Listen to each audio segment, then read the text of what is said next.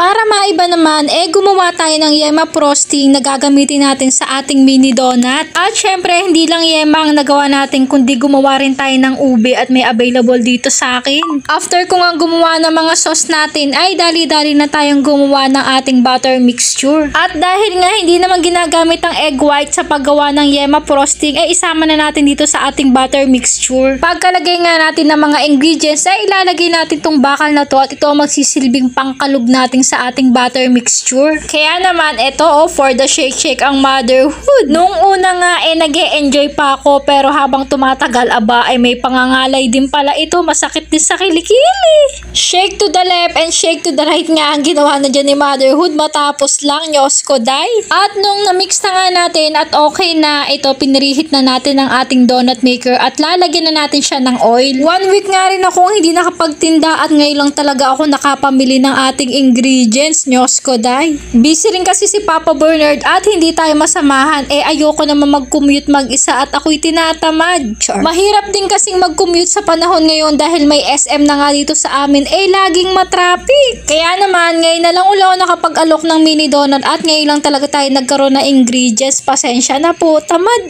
Char. Kung hindi pa nga na-orderan para sa gaganaping Christmas party, siguro hindi pa ako makakabili ng mga sangkap. Ganun. Char. Nahirapan pa nga akong tanggalin ng mga mini donut dyan at talaga naman dumigkit sa donut maker. Diyos ko day, kaya yan nagkapingkot-pingkot na.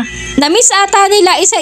Uy, sana all namimiss. After nga ng 2 to 3 minutes, tapos na rin naman tayo magluto ng ating mini donut. At pagkatapos nga nito ay pagdidip naman ng ating aatupagin. Flex ko na nga rin po itong aking bagong baking mat. Ano bang tawag dito? Basta yun na yun. Char. Naisipan ko na nga rin umorder nito. Malay nyo naman, makapagmasa rin tayo ng totoong do dito, diba? At totoong donut na ang ating iluluto. Charis. Aba, ngayon ko lang talaga napatunayan na masarap pala ang yema frosting sa ating mini donut. Kabog na kabog ang lasa, mga mare. At syempre, hindi rin naman pahuhuli ang ating ube frosting at nagustuhan din talaga siya ni Kuya Brent. Sabi niya kakaiba daw yung lasa ng pagka-ube niya. Wala pa nga yan toppings, panalo na sa lasa. At para nga balance ang lasa, cheese talaga ang masarap na pan-toppings dito. Kaya naman, yung mahihilig dyan sa yema at ube, ano pang hinihintay nyo? Di umorder na kayo kay motherhood. Yun ang matikman nyo na. Sigurado kung unang kagat, hari na agad. Charot. At flex ko na nga rin po tong in-order ko online. Lagi na lang may order si motherhood. Diyos ko day. Nakita ko nga lang po to kaka-scroll. Abat ang mura, kaya naman napa-add to cart ang motherhood nyo. Ganun. At dahil nga gumagawa naman tayo ng donut,